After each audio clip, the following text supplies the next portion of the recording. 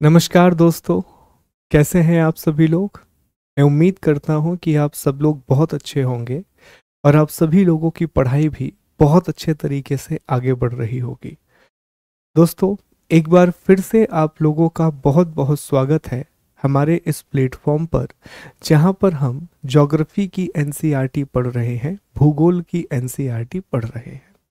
तो आगे की क्लास को शुरू करने से पहले हम पुरानी क्लास को एक बार रिकैप करेंगे और दो होमवर्क हमने आपको दिए थे। तो मैं आपसे प्रश्न भी पूछूंगा कि आप वो करके आए हैं या नहीं करके आए हैं। एक कंसेप्चुअल प्रश्न भी था जो यूपीएससी में पूछा गया है, तो वो भी मैं आपसे पूछूंगा कि उसको आपने सर्च करने की कोशिश की है या नहीं। तो देखिए दोस्तों, अभी हम एक टॉपिक पढ़ रहे हैं और टॉपिक का नाम था लैटिट्यूड एंड लॉन्गिट्यूड। ये ऑलमोस्ट खत्म हो चुका है, अक्षांश एवं देशांतर रेखाएं। पिछली कक्षा में आपको याद होगा हमने देशांतर रेखाओं के बारे में पढ़ा था, हमने लॉन्गिट्यूड के बारे में पढ़ा था। हमने देखा था कि ऐसी सभी वर्टिकल लाइन जो नॉर्थ पोल से साउथ पोल को कनेक्ट करती हैं, उन्हें हम लॉन्गिट्यूड लाइंस कहते हैं। ऐसी सभी ऊर्ध्वाधर रेखाएं जो उत्तर ध्रुव से दक्षिण ध्रुव को जोड़ती हैं, उन्हें हम देशांतर रेखाएं कहते हैं।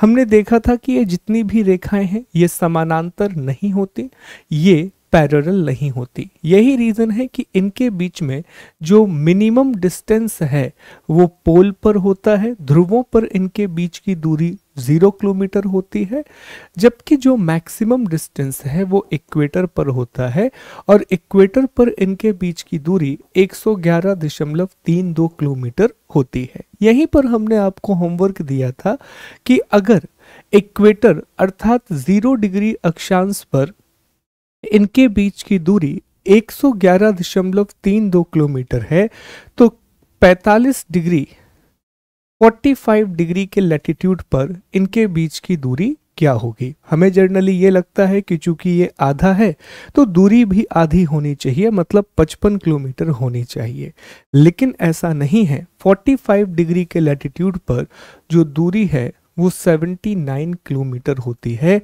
एनसीईआरटी में ये लिखा हुआ है। अब ऐसा क्यों है? ऐसा है पृथ्वी की आकृति का पूरी तरीके से गोल ना होना, अर्थ का पूरी तरीके से स्फेरिकल ना होना। फिर हम आगे बढ़े, हमने देखा कि इनकी जो लंबाई है वो समान होती है। हर एक देशांतर रेखा की लेंथ समान होती है। हर एक देशांतर रेखा इक्वेटर पर समकोण बनाती है, 90 डिग्री का एंगल क्रिएट करती है।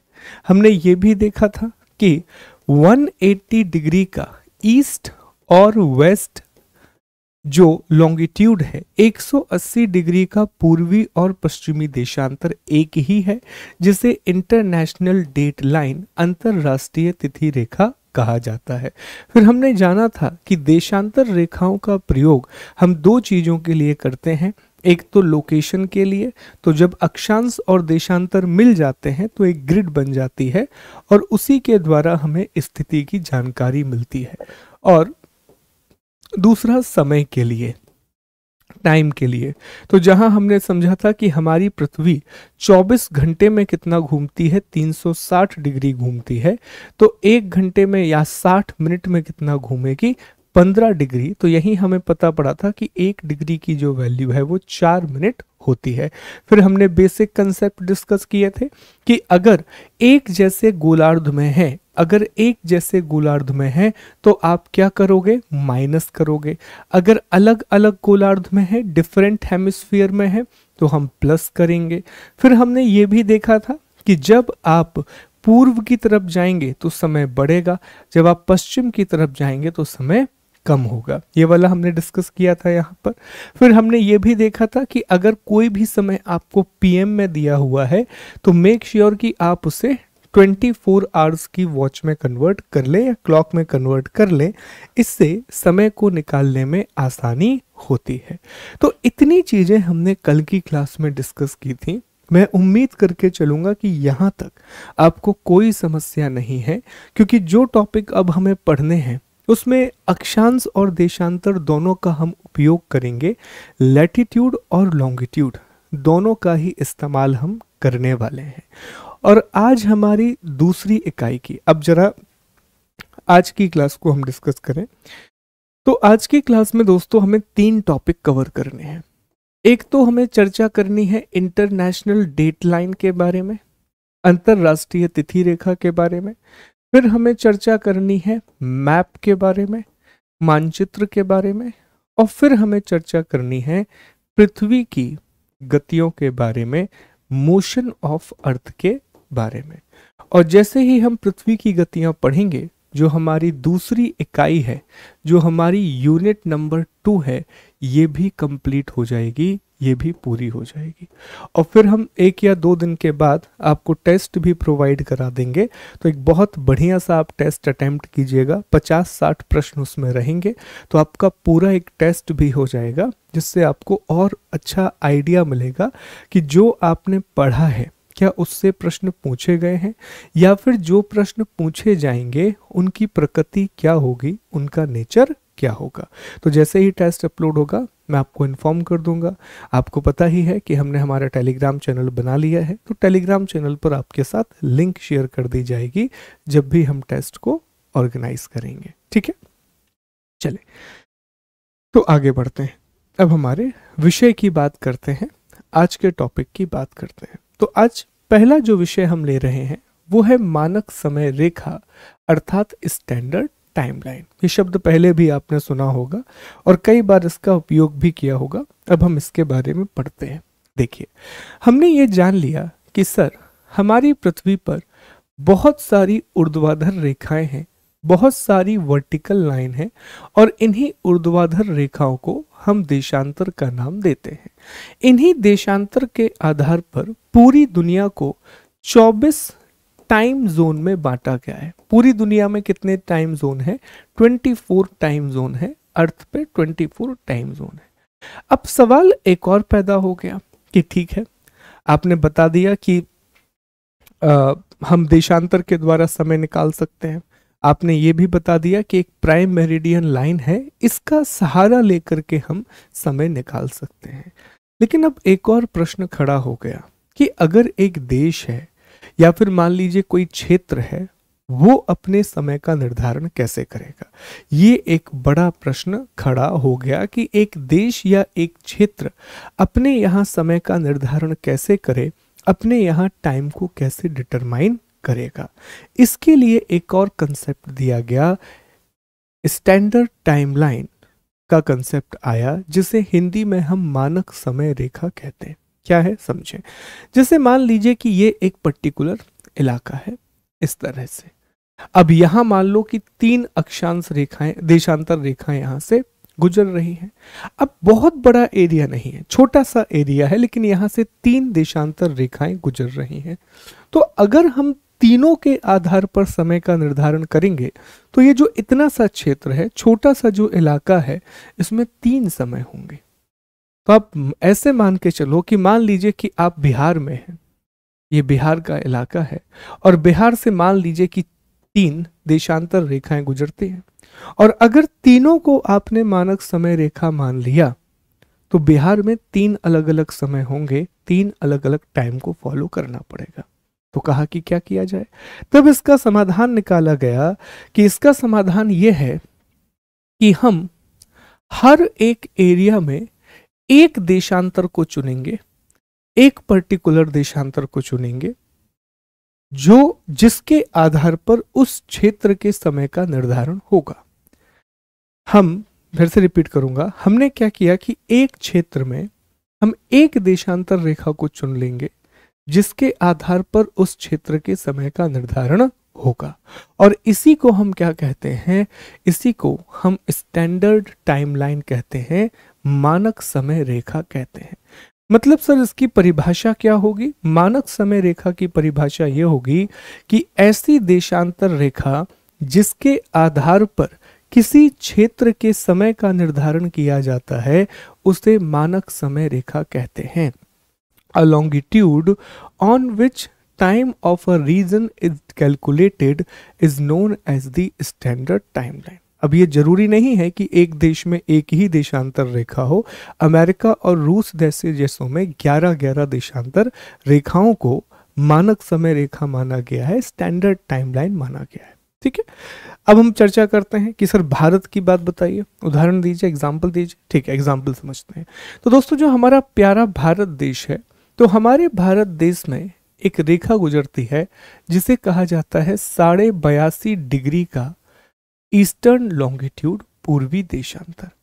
और भारत ने 82.5 डिग्री के पूर्वी देशांतर को अपना स्टैंडर्ड टाइमलाइन चुना है, मानक समय रेखा चुना है। इसका मतलब भारत में जो भी समय हम महसूस करते हैं वो पूरा का पूरा समय 82.5 डिग्री के पूर्वी देशांतर को आधार बना के कैलकुलेट किया जाता है 82.5 डिग्री के ईस्टर्न लॉन्गिट्यूड के आधार पर बनाया जाता है। तो प्रश्न आपसे पूछेगा कि भारत की मानक समय रेखा क्या है, तो जवाब देंगे 82.5 डिग्री का पूर्वी देशांतर, 82.5 डिग्री का ईस्टर्न लॉन्गिट्यूड, जो नैनी से होकर के गुजरती है, भारत के 5 राज्यों से होकर के गुजरती है।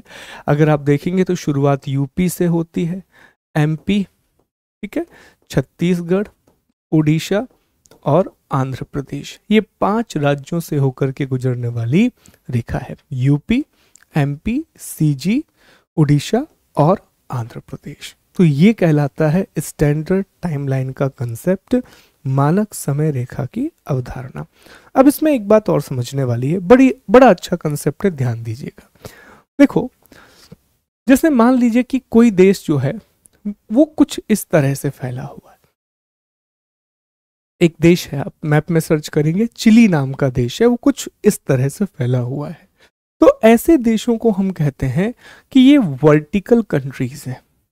इनका जो विस्तार है वो कैसा है, ऊर्ध्वाधर है। इनका विस्तार कैसा है, ऊर्ध्वाधर है। और रशिया जैसे कुछ देश आपको देखने मिलेंगे जो इस तरह से फैले हुए हैं। तो इन्हें हम कहते हैं कि ये हॉरिजॉन्टल कंट्री है, ये क्षैतिज देश है, क्योंकि इनका ज्यादा विस्तार कैसा है, क्षैतिज है। तो अब एक छोटा सा कंसेप्ट ध्यान रखना कि ऐसा देश जिसका ऊर्ध्वाधर विस्तार होता है, जिसका मैप वर्टिकल होता है, वहां आपको ज्यादा स्टैंडर्ड टाइमलाइन की आवश्यकता नहीं पड़ेगी। क्यों? अगर मान लो कि यहां बीचों बीच से एक देशांतर रेखा गुजर रही है और आपने इसी को स्टैंडर्ड टाइमलाइन मान लिया, तो अब इसका समय निर्धारण करने में कोई समस्या नहीं जाएगी। बहुत इजीली आप टाइम को डिटरमाइन कर सकते हैं। लेकिन दोस्तों, ऐसे देश जिनका क्षैतिज विस्तार होता है, जिनका हॉरिजॉन्टल एक्सपेंशन होता है, यहाँ आपको बहुत सारी देशांतर रेखाओं को मानक समय रेखा मानना पड़ता है, अन्यथा समय का अंतर बहुत हो जाएगा। उदाहरण के लिए मान के चलिए कि ये दोस्तों 90 डिग्री का पूर्वी देशांतर है और ये मान लीजिए कि 50 डिग्री का पूर्वी देशांतर है। बीच में अंतर कितना आ गया सर, 40 डिग्री का अंतर आ गया। अब 1 मिनट में कितना होता है, 4, तो यहाँ पे कितना आ जाएगा, 4 चौको 16। अगर हम इसको आवर्स में कन्वर्ट करें तो 2 घंटे 40 मिनट का अंतर है दोस्तों। 2 hours 40 मिनट का डिफरेंस है ना, 120 और फिर 40 और बचा। तो अब लेट्स अज्यूम कि आपने 90 डिग्री को यहां पर स्टैंडर्ड टाइमलाइन बना लिया, तो भैया ये समय तो 2 घंटे 40 मिनट पीछे चलेगा ना। तो ये तो बहुत बहुत ज्यादा, मतलब पूरी व्यवस्था ही गड़बड़ा जाएगी, पूरा समस्या बहुत बड़ी क्रिएट हो जाएगी, है ना। इसीलिए कुछ देशों में आप देखोगे, रूस और अमेरिका जैसे देशों में एक से ज्यादा स्टैंडर्ड टाइमलाइन रखे जाते हैं, क्योंकि उनका विस्तार बहुत ज्यादा है, उनका एक्सपेंशन बहुत ज्यादा है। रशिया और अमेरिका में 11-11 हैं, फ्रांस में 12 के आसपास है। फ्रांस में इसलिए नहीं कि फ्रांस में तो एक ही है, लेकिन फ्रांस की टेरिटरी बहुत जगह पर फैली हुई है, इसीलिए वहां पर नंबर ऑफ स्टैंडर्ड टाइमलाइन ज्यादा है। ठीक है, तो ये पूरा कंसेप्ट है मानक समय रेखा का, स्टैंडर्ड टाइमलाइन का। भारत की मानक समय रेखा यहाँ पर लिखी हुई है। ओके, ये सारी चीजें यहाँ पर मेंशन की गई हैं, तो आप पढ़ सकते हैं, there will be no issue. अब आगे बढ़ते हैं, अगले टॉपिक की बात करते हैं। और हमारा जो अगला टॉपिक है ये है अंतरराष्ट्रीय तिथि रेखा, इंटरनेशनल डेट लाइन। इसको मैप पहले समझ लेते हैं, कंसेप्ट क्या है। देखो, कंसेप्ट वही है जो हमने देशांतर रेखाओं में कल पढ़ा था। हमने कल एक चीज डिस्कस की थी कि ये हमारी पृथ्वी है, सूर्य पूर्व से उगता है, क्योंकि हमारी पृथ्वी पश्चिम से पूर्व दिशा की ओर घूम रही है, तो ये ऐसे घूम रही है, तो ये हिस्सा पहले आएगा। हमने ये भी देखा था कि एक जगह अगर ये जापान वाला इलाका है तो यहाँ दिन हो रहा होगा, और अगर यहाँ पर आप जाएं, जो अलास्का वाला इलाका ले लीजिए, तो यहाँ नाइट हो रही होगी। तो अब समय का अंतर लगभग कितना हो गया? ऑलमोस्ट 24 आवर का डिफरेंस हो गया, ऑलमोस्ट 24 घंटे का अंतर हो गया। 24 घंटे का मतलब क्या हुआ कि ऑलमोस्ट एक दिन का अंतर हो गया। There is the difference of one whole day. एक दिन का अंतर हो गया, मतलब अब डेट ही अलग हो जाएगी।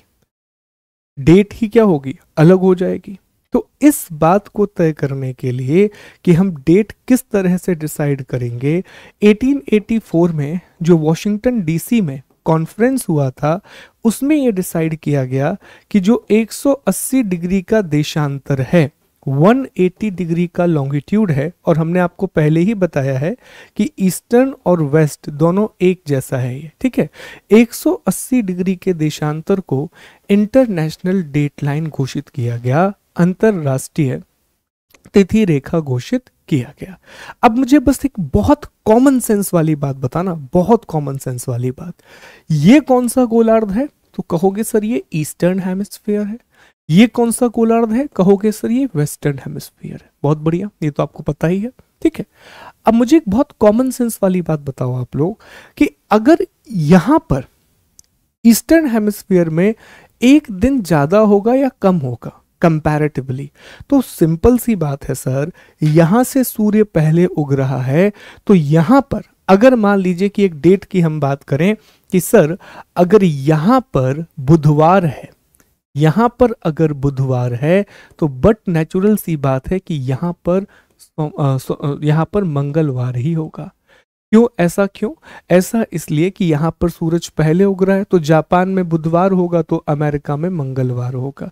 एक दिन पीछे चल रहा है अमेरिका, एक दिन पीछे चल रहा है अलास्का वाला रीजन। तो ये भी एक कॉमन सेंस पे बेस्ड बात है कि सूरज कहाँ से उग रहा है, तो सूरज अल्टीमेटली पूर्व से उग रहा है, ये हमें क्लियरली दिखाई दे रहा है, और पहले रोशनी यहाँ आती है फिर यहाँ जाती है, ठीक।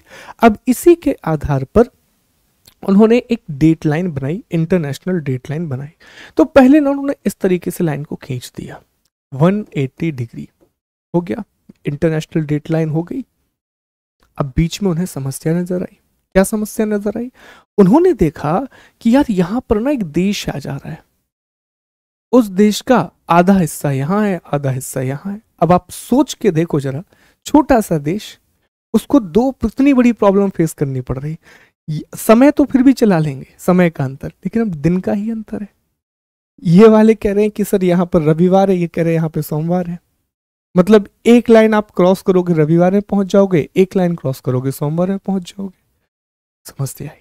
तब देखा गया कि यार हम इस लाइन को सीधा नहीं बना सकते, हमें इस लाइन को कुछ टेढ़ा मेढ़ा बनाना पड़ेगा, ताकि जो देश आ रहे हैं तो या तो वो यहां आ जाए या तो वो यहां आ जाए, कोई भी देश बीच में ना आए।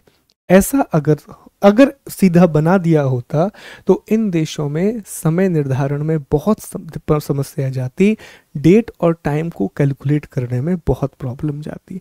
इसीलिए इसे सीधा नहीं खींचा गया है, ये आपको हमेशा जिक्शॉ के फॉर्म में दिखाई देती है, हमेशा ये रेखा टेढ़ी मेढ़ी दिखाई देती है। चलो, तो सर कैसे क्या होता है ये और जरा डिस्कस कर लेते हैं, क्या होता है क्या नहीं होता है। पहले रेखा को देख लीजिए फिर हम आगे बढ़ेंगे, ठीक है।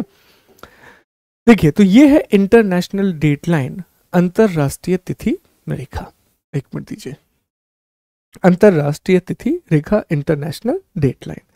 अब ये कहां कहां से होकर गुजर रही है? तो ये देखिए, आर्कटिक महासागर, आर्कटिक ओशन। फिर दूसरा आप देखेंगे तो यहां आपने प्रशांत महासागर दिखाई जाएगा। ये पूरा इलाका जो है वो पैसिफिक ओशन का इलाका है, प्रशांत महासागर का इलाका है। यहां पर दोस्तों ये जो इलाका आप देख रहे हैं, यहां एक सागर है जिसे चुकची सी कहा जाता है, चुकची सागर कहा जाता है। और ये जो इलाका आप देख रहे हैं यहां पर बेरिंग सागर है, बेरिंग सी है। अब एक शब्द मैं आपके सामने इंट्रोड्यूस कर रहा हूं। जैसे मान लीजिए कि यहां पर एक वाटर बॉडी है, मान लीजिए कि यहां पर एक वाटर बॉडी है और यहां पर एक वाटर बॉडी है। तो जब दो वाटर बॉडी आपस में जहां जुड़ती हैं, इस क्षेत्र को जहां ये जुड़ रही हैं, इस एरिया को कहा जाता है जल संधि। इसे क्या कहा जाता है? जल संधि। जल को जोड़ने वाला जल संधि, इंग्लिश में इसे कहते हैं स्ट्रेट। तो जब भी दो वाटर बॉडी आपस में जुड़ती हैं, तो जिस क्षेत्र में वो जुड़ती हैं वो जल संधि कहलाता है, वो स्ट्रेट कहलाता है। और एक जल संधि की विशेषता होती है कि ये दो वाटर बॉडी को आपस में कनेक्ट करता है, तो एट द सेम टाइम ये दो स्थलीय भागों को, दो लैंडमास को अलग भी करता है। दो लैंडमास को अलग भी करता है। दो वाटर बॉडी को आपस में जोड़ देगा, लेकिन दो लैंडमास को अलग कर देगा। ठीक है, ये चीज आपने याद रखनी। अब यहां पर क्या हो रहा है समझो।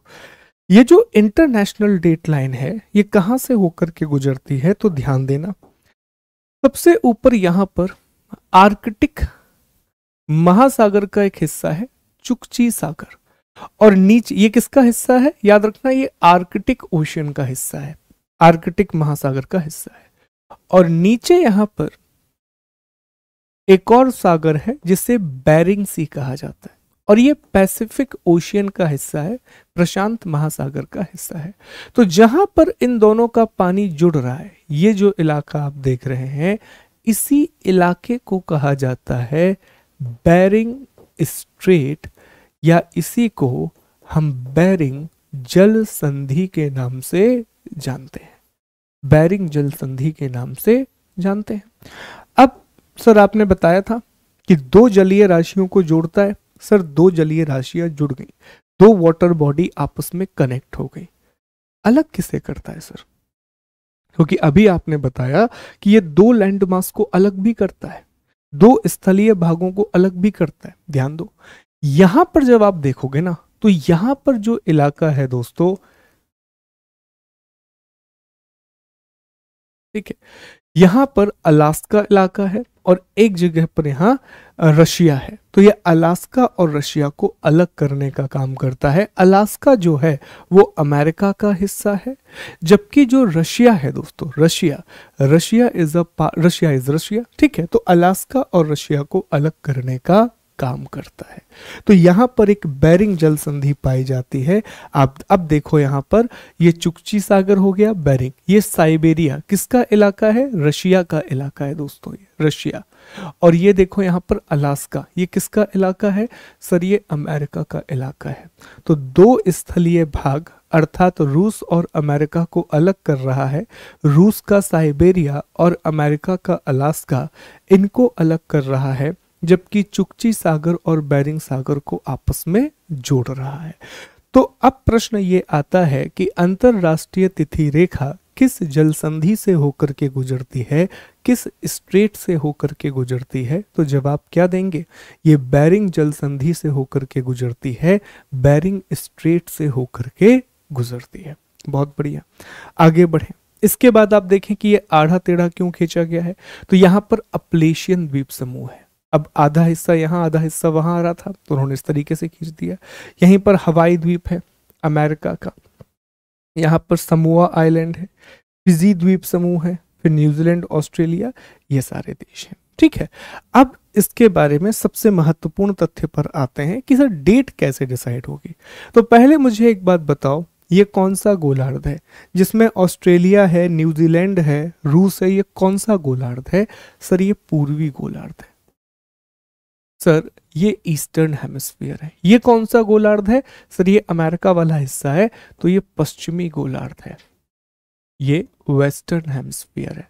अभी आपको क्या बताया था हमने कि जो पूर्वी गोलार्ध है वहां समय हमेशा एक दिन ज्यादा होगा। ईस्टर्न हेमिस्फीयर में क्या होगा? +1 होगा। एक दिन ज्यादा होगा।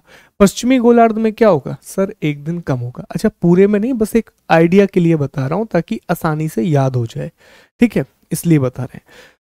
अब समझो, तो यहां पर एक बात समझो कि जब आप, अब इसकी डायरेक्शन देखना, ये लाइन है, लाइन के हिसाब से डायरेक्शन देखो, लाइन के हिसाब से ये कौन सी डायरेक्शन है, तो सर ये पूर्व दिशा है, ठीक है। गोलार्ध कौन सा है, पश्चिम, लेकिन दिशा कौन सी है, पूर्व।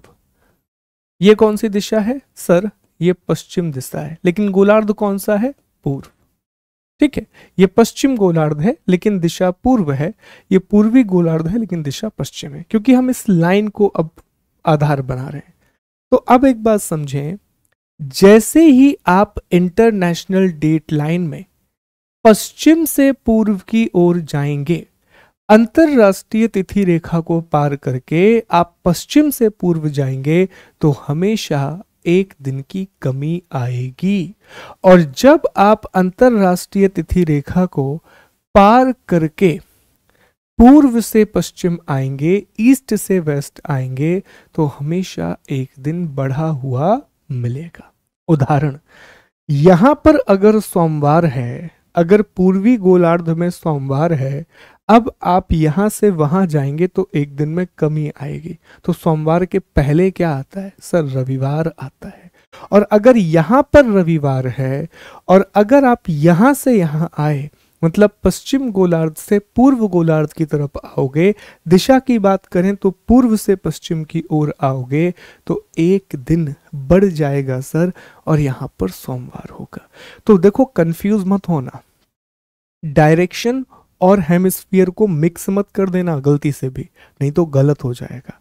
ये गोलार्ध पूर्वी है, ये पश्चिमी है, ईस्टर्न हेमिस्फीयर है, वेस्टर्न हेमिस्फीयर है, लेकिन हम इस रेखा के हिसाब से अब दिशा की बात करेंगे तो ये पूर्व दिशा होगी, ये पश्चिम दिशा होगी। आप पश्चिम से पूर्व जाइए, एक दिन कम हो जाएगा, पूर्व से पश्चिम की ओर आइए, एक दिन बढ़ जाएगा, ठीक है। तो इसीलिए आपने वो गेन और शॉर्ट डेक वाला कंसेप्ट सुना होगा, तो ये आपको याद रखना है। देखो, कंसेप्ट अगर समझ जाओगे तो रटना नहीं पड़ेगा। जैसे इसको सीधा क्यों नहीं खींचा भाई साहब, अगर ऐसा कर देते तो एक ही जगह पर दो प्रकार की डेट आ जाती, समस्या हो जाती। तो हमने इसे आढ़ा टेढ़ा खींचा कि किसी भी देश में डेट की समस्या ना जाए और दो अलग अलग डेट का सामना ना करना पड़े। सर ये पूर्वी देशांतर है या पश्चिमी देशांतर है, ये दोनों है, क्योंकि हमने आपको बताया था कि 180 डिग्री का ईस्टर्न और वेस्टर्न जो लॉन्गिट्यूड है वो एक ही है।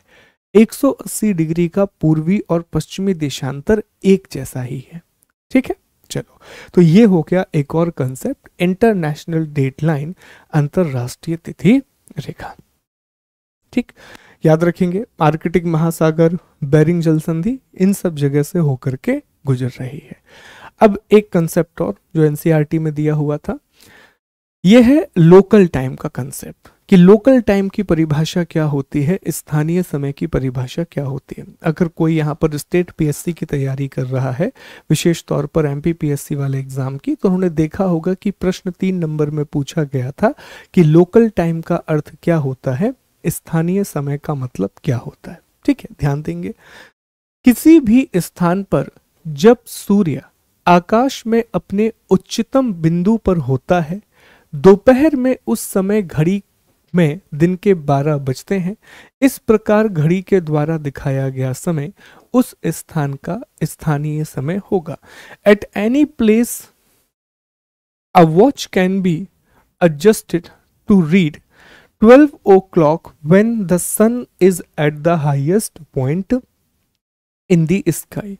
In other hand, when it is midday, the time shown by the such a watch will give the local time for that place. सीधी सी बात है, बहुत सिंपल बात कर रहा है कि जैसे मान लीजिए आप एक इलाके में हैं, आप इस पर्टिकुलर इलाके में घूम रहे हैं, यहाँ पर आप खड़े हुए हैं, ठीक है, यहाँ पर आप खड़े हुए और सन बिल्कुल जब बिल्कुल ऊपर होगा कंप्लीटली, ठीक है, तो इस समय को ही हम उसका लोकल टाइम बोलेंगे, स्थानीय समय बोलेंगे।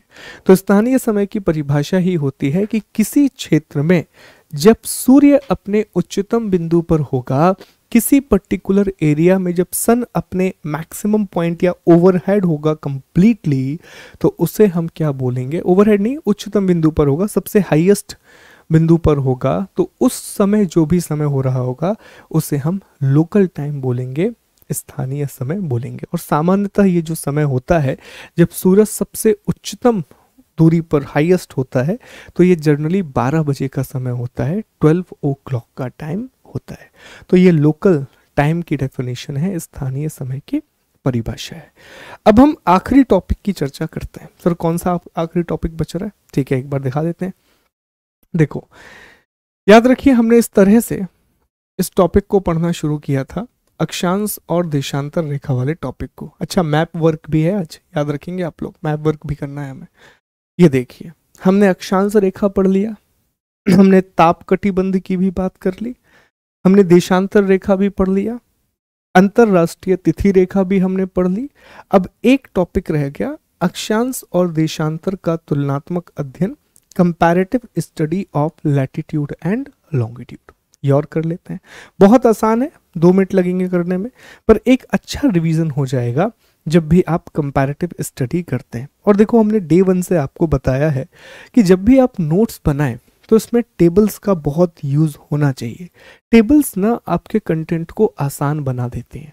अब आप देखेंगे कि जो स्टोरी आपने इतने पीपीटीज में पढ़ी है वो कैसे एक पीपीटी में समा जाती है जब आप बहुत स्मार्ट नोट्स बनाते हैं। ठीक है, और इस टॉपिक के भी शॉर्ट नोट हम आपको दे देंगे, दस you can have the idea. पर फिर से मैं वही बात कहूँगा कि उम्मीद कर रहा हूँ कि आप लोग इस बार शॉर्ट नोट बना रहे हो, और जो शॉर्ट नोट मैं आपको दूंगा उसे आप मैच करके देख लेंगे कि हाँ, ये वाला पॉइंट था जो सर ने लिखा है, या ये वाला पॉइंट था जो हमें लिखना था या हमें नहीं लिखना था। ठीक है, ये चीज़ फिर आप डिसाइड करोगे। ओके, तो ये एक बार शॉर्ट नोट इसका मैं टॉपिक का, कंप्लीट टॉपिक का शॉर्ट नोट और दे दूंगा। ओके, ध्यान देंगे। अलग अलग पैरामीटर, पहले दिशा, तो दिशा कुछ भी हो सकती है, इंपॉर्टेंट नहीं है। नंबर, तो अगर अक्षांशों की बात करें, अक्षांशों की बात करें तो यहाँ 181 है, वहाँ 360 है। क्या ये रेखाएं समानांतर होती हैं? तो आप देखिए, अक्षांश रेखाएं समानांतर होती हैं, ये नहीं होती हैं। लंबाई इनकी असमान होती है, ये समान होती है। महत्व क्या है? तो इनका उपयोग हम जलवायु और लोकेशन के लिए करते हैं, ये लोकेशन और टाइम के लिए इस्तेमाल की जाती हैं। ठीक है, ये कुछ महत्वपूर्ण बातें हैं जो हमें डिस्कस करनी थी। अगर हम दूरी की बात करें तो इनकी ये समानांतर हैं, तो इनके बीच दूरी 111 किलोमीटर की होती है। यहाँ पर ऐसा नहीं है, दूरी अधिकतम होगी 111.32 और 0 किलोमीटर। तो ये आपका एक कंपैरेटिव चार्ट बन गया जहां आपने दोनों को कंपेयर करके देख लिया। अब आप कैसे कर सकते हो? आप खुद से ये काम करो। कैसे करोगे? ध्यान दो सर, आप ना यहाँ पर एक टेबल बनाओगे, ये आपका होमवर्क है आज का। एक टेबल बनाओगे बिना देखे, पढ़ तो लिया ही सब कुछ, कॉन्फिडेंस होना चाहिए। आप टेबल बनाओगे, यहां लिखोगे मापदंड, पैरामीटर, यहां लिखोगे अक्षांश रेखाएं, लैटिट्यूड, और यहां लिखोगे देशांतर रेखाएं, लॉन्गिट्यूड। अब यहां एक एक पैरामीटर बनाओगे। सबसे पहले जैसे आपने एक पैरामीटर बना लिया, परिभाषा, डेफिनेशन, लिख दीजिए परिभाषा यहां पर, जो भी डेफिनेशन है। फिर आपने दूसरा बना लिया समानांतर, पैरेलल, ये होती है, ये नहीं होती है। चूंकि ये समानांतर होती है इसीलिए फिर आपने तीसरा पैरामीटर यहीं बना लिया। दूरी, दूरी कैसी होती है? समान दूरी होती है, यहां पर असमान दूरी होती है, लिखना पड़ेगा आपको। ठीक है, फिर आपने बना लिया लंबाई, लेंथ। ठीक है, फिर आपने बना लिया महत्व, और फिर आखिरी में आपने बना लिया इंपॉर्टेंस लाइन, महत्वपूर्ण रेखाएं। तो इसमें 3-4 आ जाएंगी, इसमें 3-4 आ जाएंगी। ये चार्ट आपको तैयार करना है। अगर कभी भी ये प्रश्न यूपीएससी में तो नहीं आएगा, पर स्टेट पीएससी में ऐसे प्रश्न बहुत आ जाते हैं जब आपसे सीधा सीधा पूछा जाता है कि अक्षांश और देशांतर रेखाओं के बीच में अंतर स्पष्ट कीजिए, difference between latitude and the longitude. तो वहां पर उस तरीके से आंसर मत लिखिए जैसा आप लिखते आए हैं। ये नया तरीका इस्तेमाल आपको करना चाहिए जिसमें एक तरफ आपने मापदंड बना दिए हैं, दूसरी तरफ अक्षांश और देशांतर को एक्सप्लेन कर दिया है। जब भी आप इस तरीके से अंतर लिखते हैं, ट्रस्ट मी, ये बहुत इफेक्टिव होता है, बहुत ज़्यादा प्रभावशाली होता है। ठीक है, ये हो गया आपका एक और टॉपिक। चलिए अगले टॉपिक की ओर चलते हैं। फिर हम मैप वर्क करेंगे। मैप वर्क में अब तक हम क्या कर चुके हैं तो वो भी हम डिस्कस करेंगे, एक बार रिकॉल करेंगे और फिर एक नया मैप वर्क करेंगे। एक सेकंड दीजिए बस मुझे, फिर हम आगे बढ़ते हैं। ठीक है, चलिए आगे बढ़ते हैं अगले टॉपिक पर। अब हमारा अगला जो अध्याय है विच इज 2.5, इस चैप्टर का नाम है मानचित्र। अब बहुत बेसिक चैप्टर है और बहुत बेसिक बातें ही हमें पढ़ना है इसके बारे में। देखो, मानचित्र का मतलब बड़ा स्पष्ट होता है कि जब भी आप किसी क्षेत्र को एक स्केल का उपयोग करके किसी भी पेपर या दूसरे फॉर्म पर प्रेजेंट करते हैं तो उसे हम क्या कहते हैं, मैप कहते हैं। अब आप सोच के देखिए कि अगर आपको एग्जाम्पल के लिए भारत का मैप बनाना है तो क्या भारत का मैप बनाने के लिए भारत जितना बड़ा कागज इकट्ठा करोगे, उस पर मैप बनाओगे? सवाल ही पैदा नहीं होता, आप पढ़ ही नहीं पाओगे। मैप एक रिप्रेजेंटेशन होता है, किसी भी चीज को आप प्रतिरूप करते हैं, दर्शाते हैं, उसमें आप स्केल का उपयोग करते हैं। स्केल में मान लेते हैं कि यार 1000 किलोमीटर मतलब 1 मिलीमीटर हो गया, तभी आप उस दूरी को बता पाते हैं, तभी आप उसे एक्सप्लेन कर पाते हैं। ये मैप का तरीका होता है। तो देखिए, ये अध्याय है 6वीं क्लास का चौथा अध्याय, 11वीं क्लास का दूसरा अध्याय। पृथ्वी की सतह या इसके एक भाग का पैमाने के माध्यम से चपटी सतह पर खींचा गया चित्र मानचित्र कहलाता है। A map is a representation or a drawing of earth surface or part of it drawn on the flat surface according to the scale। तो जैसा अभी हमने आपको बताया, मानचित्र सामान्यतः 3 प्रकार के होते हैं। अब तो बहुत अलग अलग प्रकार के होने लगे, पर सामान्यतः जो मानचित्र है वो 3 प्रकार के होते हैं। सबसे पहला जो प्रकार होता है इसे कहा जाता है दोस्तों उच्चावच या भौतिक मानचित्र। इंग्लिश में हम इसे कहते हैं रिलीफ और फिजिकल मैप। मतलब क्या है सर? ऐसा मानचित्र जिसमें किसी भी क्षेत्र के उच्चावचों या रिलीफ को दिखाया जाता है उसे हम भौतिक मानचित्र या फिजिकल मैप कहते हैं। सर उच्चावच का मतलब क्या होता है, रिलीफ का मतलब क्या होता है? मतलब वहां पर पर्वत, पठार, नदियां, मैदान, इन सभी चीजों को जो दर्शाए वो भौतिक मानचित्र कहलाता है। A map which represent mountain, plateau, plain, river etcetera of a place is known as the physical map. Example के लिए ये भारत का भौतिक मानचित्र है। तो इसमें आप देखिए बहुत सारी नदियां आपको दिख रही हैं। यहाँ पर आपको यमुना नदी दिखेगी, चंबल नदी दिखेगी, यहाँ देखिए आपको हिमालय पर्वत दिखेगा, यहाँ आप आएंगे तो वेस्टर्न घाट दिखेगा, यहाँ आएंगे तो ईस्टर्न घाट दिखेगा, यहाँ पूर्वोत्तर हिमालय दिखेगा, यहाँ आप देखेंगे तो थार का मरुस्थल दिखेगा, यहाँ आप देखेंगे तो गंगा का इंडो गंगा प्लेन या उत्तर भारत का विशाल मैदान दिखेगा, ये दक्कन का पठार देखने मिलेगा, ये कोस्टल प्लेन्स देखने मिलेंगे।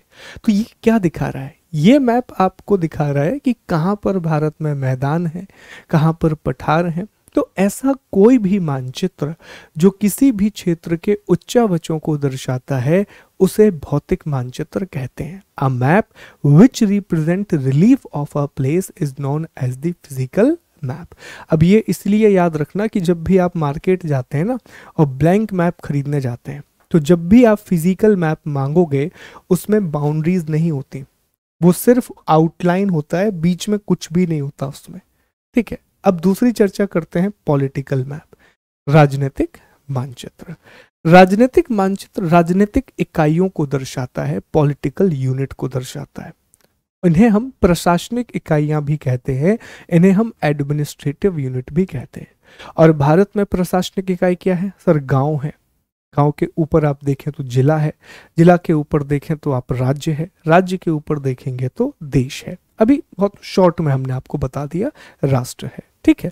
तो ये इन्हीं राजनीतिक इकाइयों को दर्शाता है, इन्हीं पॉलिटिकल यूनिट को रिप्रेजेंट करता है। तो a map which represent the political unit and the political boundary of a particular country is known as the political map. एक ऐसा मानचित्र जो किसी देश या विश्व की राजनीतिक इकाइयों और राजनीतिक सीमाओं को दर्शाता है, उसे हम राजनीतिक मानचित्र कहते हैं। ये देखिए, इस मैप में आप देखिए पॉलिटिकल यूनिट को दिखाया गया है, राज्य दिखाए गए हैं, यूनियन टेरिटरी दिखाई गई। ये लद्दाख है, जम्मू कश्मीर है, हिमाचल है, पंजाब है, हरियाणा है, और इनकी राजधानियां भी दिखाई गई कि लद्दाख की राजधानी लेह है, मध्य प्रदेश की राजधानी भोपाल है, बिहार की राजधानी पटना है, यूपी की कैपिटल लखनऊ है, तमिलनाडु की राजधानी चेन्नई है, आंध्रा की राजधानी नाउ इट हैज चेंज, ठीक है, कर्नाटका की राजधानी बेंगलुरु है। तो हर जगह की पॉलिटिकल इंफॉर्मेशन दी गई, सीमाएं बताई गई हैं कि ये देखिए ये मध्य प्रदेश की बाउंड्री है, ये एमपी की सीमा है। इसी तरीके से हर एक राज्य की सीमाएं बताई गई हैं। बता दिया गया कि ये तेलंगाना की बाउंड्री है, ओके, ये राजस्थान की सीमा है, ये सारी बाउंड्री। तो अभी हमने आपको बताया कि एक तो पॉलिटिकल यूनिट को दिखाए और बाउंड्री को बताए, ठीक। तो जब भी आप मार्केट जाकर के कहते हैं कि हमें राजनीतिक मानचित्र दीजिए, तो उसमें राज्य और देशों की सीमाएं बनी होती हैं, उसमें स्टेट की और कंट्रीज की बाउंड्री बनी होती है। तीसरा होता है दोस्तों थीमेटिक मैप। तीसरा कौन सा होता है? थीमेटिक मैप होता है। थीमेटिक मैप का मतलब होता है कि ये किसी विशेष बात की जानकारी देता है, किसी पर्टिकुलर सब्जेक्ट की इंफॉर्मेशन देता है। जैसे आपने कहा कि हमें ना सिर्फ सड़कों के बारे में बताइए, हमें सिर्फ तापमान के बारे में बताइए कि पूरे देश का तापमान क्या है, हमें सिर्फ वर्षा के बारे में बताइए। तो जब आप किसी एक क्षेत्र विशेष को प्रदर्शित करते हैं, रिप्रेजेंट करते हैं, तो उसे थीमेटिक मैप कहा जाता है। जैसे ये जो मैप आप देख रहे हैं, ये भारत में वर्षा के वितरण को दिखा रहा है, ये इंडिया में रेनफॉल को रिप्रेजेंट कर रहा है, वर्षा के वितरण को दिखा रहा है, एनुअल रेनफॉल को। ओके, अलग अलग तरीका है रिप्रेजेंट करने का। जहां पर भी 250 सेंटीमीटर से ज्यादा बारिश हो रही है, वहां आपको डार्क कलर देखने मिलेगा, बहुत ही डार्क, ठीक है। जहां पर भी आप देखेंगे कि 20 से कम बारिश हो रही है, वहां बिल्कुल लाइट कलर है। ये देखिए राजस्थान का थार मरुस्थल वाला इलाका। तो ये चीज आपने याद रखनी है। ये 3 प्रकार के मानचित्र होते हैं, राजनीतिक मानचित्र, भौगोलिक मानचित्र और थीमेटिक मानचित्र।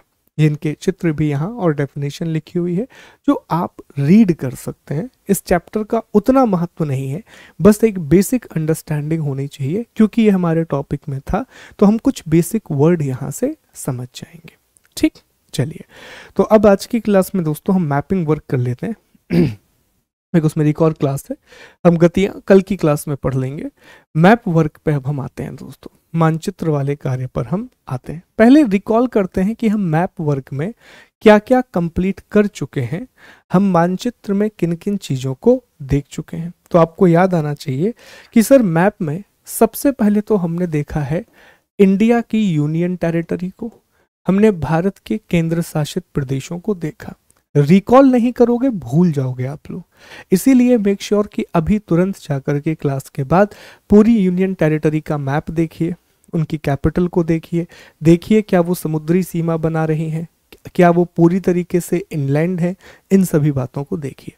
फिर हमने दूसरा डिस्कस किया सर इक्वेटर, कि इक्वेटर 13 देशों से होकर के जाती है।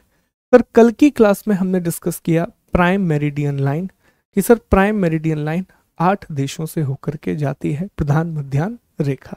हमने ये भी डिस्कस किया कौन कौन सी वाटर बॉडी है। तो इक्वेटर में देखने मिलता है हमें पैसिफिक ओशन है, फिर अटलांटिक ओशन है और फिर इंडियन ओशन है। क्लियर, यहाँ भी हमने देखा कि आर्कटिक ओशन है, फिर अटलांटिक ओशन है, फिर सदर्न ओशन है।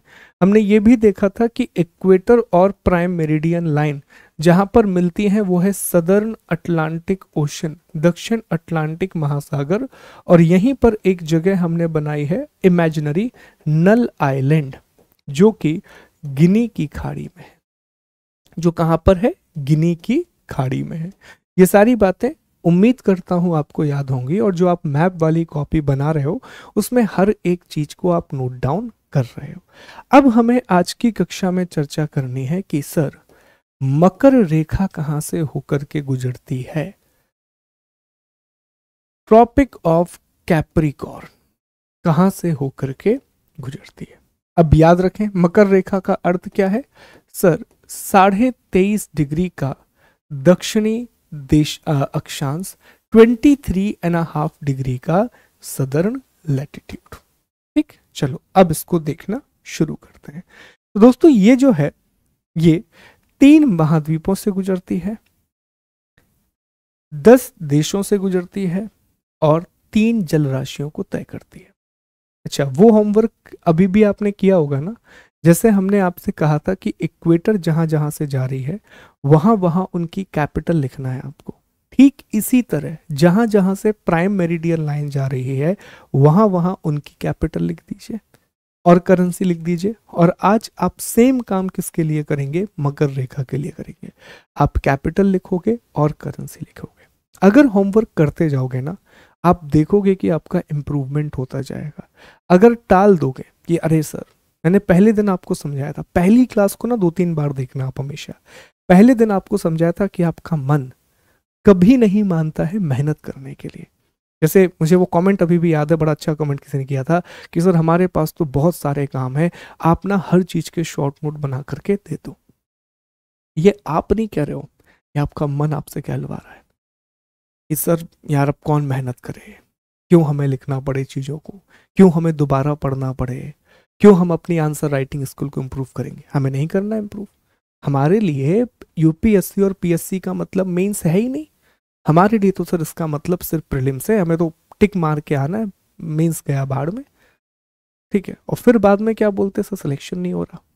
नहीं होगा दोस्त, बिल्कुल नहीं होगा। आप क्या आप ईमानदार हो चीज़ों को लेकर के। इसीलिए मैं बार बार कहता हूँ होमवर्क करो, इसको रेगुलरली फॉलो करो, हर दिन का काम हर दिन करो, हर दिन का रिवीजन हर दिन करो। ट्रस्ट मी, जैसे ही मैं एमपीपीएससी से फ्री हो जाऊंगा विद इन अ वीक और 2, ठीक है, आप देखेंगे अल्टीमेटली आप देखेंगे कि आपकी क्लास की ड्यूरेशन में 2 घंटे कर दूंगा, क्योंकि हमें कोर्स को ख़त्म करना है, समय से ख़त्म करना है। ओके, फिर आपके ऊपर बर्डन बढ़ेगा। तो इससे बेहतर ये ना कि अभी से आप रिवीजन करते रहो। टेस्ट को कम से कम 2 बार अटेम्प्ट कर लो। जो टेस्ट अभी आपको हमने लगवाया था वेबसाइट पर डला हुआ है, आप जाइए एक बार, हमारे टेलीग्राम चैनल पर लिंक भी है उसकी, एक बार उसको ओपन करके फिर लगा लो, चेक करो कि कहीं पुरानी चीज़ें भूल तो नहीं गए हो। मैप जो आप जहाँ बना रहे हो उसको एक बार फिर रिकॉल कर लो। ठीक है, तो मेहनत तो आपको करनी पड़ेगी, बिना मेहनत के कुछ नहीं मिलने वाला। इसके लिए आप एक्सक्यूज नहीं ढूंढ सकते यार सर शॉर्ट नोट नहीं दिए तो हम शॉर्ट नोट नहीं बनाए। मैंने आपको प्रॉमिस नहीं किया है शॉर्ट नोट देने का, नो। मैंने पहले दिन आपसे कहा था कि मैं कुछ क्लासेस के दूंगा, तो ऑलरेडी मैं 2 शॉर्ट नोट आपको दे चुका हूँ और एक और दे रहा हूँ। पर इसके बाद मुझसे उम्मीद मत रखिएगा, मैं आपको स्पून फीडिंग बिल्कुल नहीं करा रहा हूँ। मैं चाहता हूँ कि आप अपनी जिम्मेदारी लें और आप धीरे धीरे ये काम करना शुरू करें ताकि आप इम्प्रूव करते हैं। ठीक है, तो ये आपके लिए है। मेक श्योर कि आप होमवर्क रेगुलर कर रहे हैं। अगर करोगे आपको इसका फायदा दिखेगा। Ultimately you will see improvement in your self. Okay, अब ध्यान दीजिए कहाँ कहाँ से होकर गुजरती है। तो पहले 3 महाद्वीप देख लेते हैं। तो पहला महाद्वीप यहाँ आपको दिख रहा है साउथ अमेरिका, दूसरा महाद्वीप यहाँ आपको दिख रहा है अफ्रीका, और तीसरा महाद्वीप यहाँ आपको दिख रहा है विच इज ऑस्ट्रेलिया। 3 महाद्वीप हो गए। 3 जल राशियां हैं। नंबर 1 प्रशांत महासागर, नंबर 2 साउथ अटलांटिक महासागर, और नंबर 3 यहाँ पर है इंडियन ओशन, और दोबारा से फिर यहाँ पैसिफिक ओशन आ जाएगा। अब देशों की बात करते हैं। तो सबसे पहले कौन सा देश है दोस्तों, तो यहाँ जब आप जाएंगे तो पहली कंट्री जो आपको मिलेगी यह है चिली। कौन सा देश है, चिली। फिर जब आप आगे बढ़ेंगे तो यहाँ आपको दूसरा देश मिलेगा, यह है अर्जेंटीना। कौन सा देश है, अर्जेंटीना।